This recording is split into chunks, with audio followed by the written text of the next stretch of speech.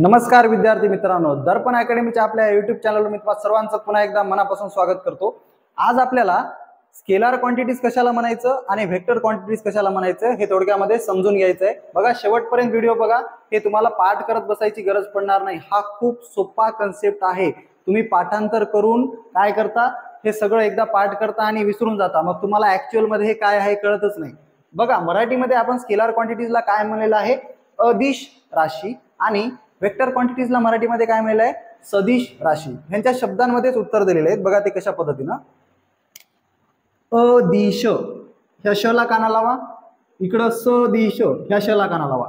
म्हणजे काय, अशा भौतिक राशी ज्यांच्यामध्ये दिशा नसते किंवा ज्या राशींना दिशा नसते, म्हणजे काय, those physical quantities which have only magnitude but not direction. Magnitude म्हणजे काय, परिमाण। बघा, परिमाण कशाला म्हणायचं, आता अगोदर इथं आपण काय करूया, डेफिनेशन लिहून घेऊया। Physical quantities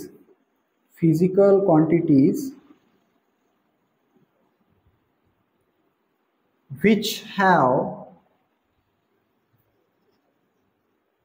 only magnitude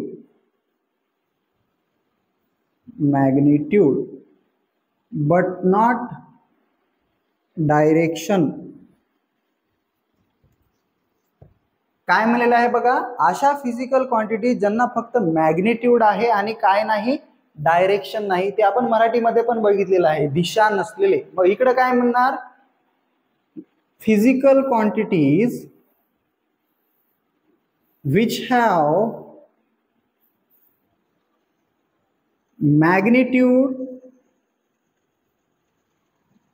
magnitude as well as direction. अशा फिजिकल क्वांटिटीज ज्यांना मॅग्निट्यूड पण आहे आणि डायरेक्शन पण आहे। आता मॅग्निट्यूड म्हणजे काय, आपण मराठीमध्ये जर बघितलं तर त्याला परिमाण म्हणतील। आता परिमाण काय, कसं समजून घ्यायचं बघा, ह्याचे जर आपण उदाहरण बघितले तर स्केलर क्वांटिटी मध्ये बघा उदाहरण काय येतील, मास येईल, स्पीड येईल, टेम्परेचर येईल। हे तीनच उदाहरण घ्या, मी तुम्हाला समजावून सांगतो। आणि इकडे आपण काही उदाहरण बघितले तर बघा, वेट येणार आहे, पुन्हा फोर्स येईल, ऍक्सलरेशन येईल, त्यानंतर व्हेलॉसिटी येईल, डिस्प्लेसमेंट येईल। मग आता हे काय पाठ करत बसायची का उदाहरणं? जर तुम्हाला कॅटेगरायझेशन दिलं की बाबा ह्यातल्या स्केलर क्वांटिटीज कोणत्या ओळखा आणि माफ करा वेक्टर क्वांटिटीज कोणत्या, तर आपल्याला हा कन्सेप्ट जर क्लिअर असेल तर तुम्ही पटकन ओळखणार। बघा, मी तुम्हाला एक उदाहरण समजावून सांगतो, दॅट इज मास। मास म्हणजे काय, amount of matter present in an object. म्हणजे बघा, तुमच्याकडे एक बॅग आहे, ठीक आहे, बॅग मध्ये त्या पुस्तक भरलेले आहेत। त्या बॅग मधले पुस्तक म्हणजे काय, तर ते मास आहे त्या बॅगचं। आता तुम्ही सांगू शकता का, त्या बॅग मधले जे पुस्तक आहेत ते कोणत्या डायरेक्शनला ठेवलेले आहेत, म्हणजे त्या बॅग मधलं जे मटेरियल आहे त्याला काही डायरेक्शन आहे का? पण बघा, आता समजा फॉर एक्झाम्पल हा एक बॉक्स आहे, ठीक आहे, हा बॉक्स आहे, ह्या बॉक्स मध्ये आपण काहीतरी मटेरियल ठेवलेलं आहे। समजा आपण ह्याच्यामध्ये वाळू ठेवलेली आहे, रेती, ठीक आहे, ह्याच्यामध्ये जे रेती ठेवलेली आहे ते काय झालं, याचं मास आहे। आणि तुम्ही सांगू शकता का या रेतीला काही डायरेक्शन आहे? नाही। पण मास आणि वेट मध्ये डिफरन्स काय हे तुम्हाला अगोदर समजलं पाहिजे। वेट म्हणजे काय आणि मास म्हणजे काय? मास म्हणजे amount of matter present in an object, बस, दॅट इज मास। पण वेट काय आहे? वेट म्हणजे एखाद्या ऑब्जेक्टवर ग्रॅव्हिटेशनल फोर्स किती अप्लाय झालेला आहे, किती प्रमाणात ग्रॅव्हिटेशनल फोर्स अप्लाय झालेला आहे, तेच त्या वस्तूचं काय असणार आहे, वेट असणार आहे। मग ग्रॅव्हिटेशनल फोर्सला दिशा आहे। बघा ना, हा ऑब्जेक्ट जर मी इथून रिलीज केला तर तो खालच्या बाजूने जात आहे, म्हणजे तुम्ही सांगू शकता की इट हॅज डायरेक्शन। वेट म्हणजेच काय, ग्रॅव्हिटेशनल फोर्स।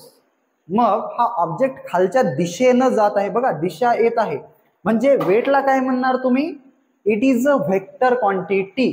मॅग्निट्यूड आहे, बघा ना, त्या बॉक्सचं जर वजन तुम्हाला विचारलं, समजा त्याच्यामध्ये काहीतरी आपण पदार्थ टाकलेला आहे, तर त्याचं वजन होणार ना, 20 ग्राम 30 ग्राम, मग ते आपण जे इंडिकेट करत आहोत ना नंबर्समध्ये, दॅट इज मॅग्निट्यूड. त्याला एक मॅग्निट्यूड आहे.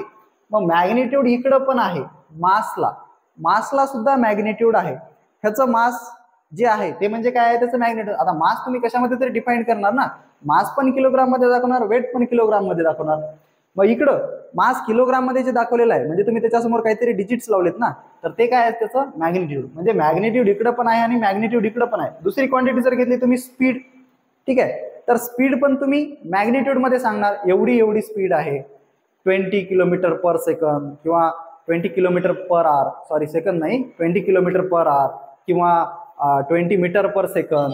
हे तुम्ही काय सांगत आहात, त्याचं मॅग्निट्यूड सांगत आहात. आणि मॅग्निट्यूड इकडं पण आहे बघा. तुम्ही जर सांगितलं व्हेलॉसिटी मीटर पर सेकंद मध्ये सांगितली किंवा किलोमीटर पर आवर मध्ये सांगितली, तर मॅग्निट्यूड तर आहे, पण ह्यांना डायरेक्शन सुद्धा असणार आहे. बघा ना, वेटला कसं डायरेक्शन आहे मी सांगितलं. वेट म्हणजे अमाऊंट ऑफ ग्रॅव्हिटेशनल फोर्स. त्या एखाद्या वस्तूवर ग्रॅव्हिटेशनल फोर्स किती प्रमाणात लागत आहे, दॅट इज वेट. बघ, ग्रॅव्हिटेशनल फोर्स खालच्या दिशेने लागत आहे, पृथ्वीच्या सेंटरकडे लागत आहे, म्हणजे त्याला दिशा आहे. So it is a vector quantity. बघा ना, आता पुन्हा जर यांची आपण डेफिनेशन करायचं, physical quantities which have only magnitude but not direction. फक्त मॅग्निट्यूड असणार, डायरेक्शन नसेल. आणि इकडं quantities which have magnitude but magnitude as well as direction. Magnitude तर आहेच आणि सोबत डायरेक्शन सुद्धा आहे. बघा ना, डिस्प्लेसमेंटला डायरेक्शन आहे, डिस्टन्सला डायरेक्शन नाही. हे डिस्टन्स आणि डिस्प्लेसमेंट चॅप्टर शिकताना आपल्याला समजायला येते. ठीक आहे. त्यानंतर बघा फोर्स. आता हा जो पेन आहे, मी इथून जर याला उचललं तर बघा ना, मी ह्या पेनला काय केलं, फोर्स लावून उचललेला आहे, म्हणजे याला एक दिशा दिली, म्हणजे त्या फोर्सला काय आहे, डायरेक्शन. म्हणून काय म्हणू शकता आपण, force is a vector quantity. बघा, तुम्हाला जर समजलं कोणत्या क्वांटिटीला डायरेक्शन असू शकते आणि कोणत्या क्वांटिटीला डायरेक्शन नसू शकते, तर तुम्ही त्यांचं कॅटेगरायझेशन चांगल्या पद्धतीनं करणार आहात. हे कन्सेप्ट जर तुम्हाला चांगले समजले असतील तर भविष्यामध्ये तुम्हाला फिजिक्स सोपं जाणार आहे. म्हणजे अशा छोट्या छोट्या गोष्टींपासूनच फिजिक्स बनलेला आहे. आणि हा जर तुमचा पाया कोसळला तर तुम्हाला नंतर भविष्यामध्ये फिजिक्स अवघड जाणार आहे. तर असे कन्सेप्ट क्लिअर करून घेण्यासाठी आमच्या चॅनलला आजच सबस्क्राईब करा, व्हिडिओला लाईक करा. धन्यवाद.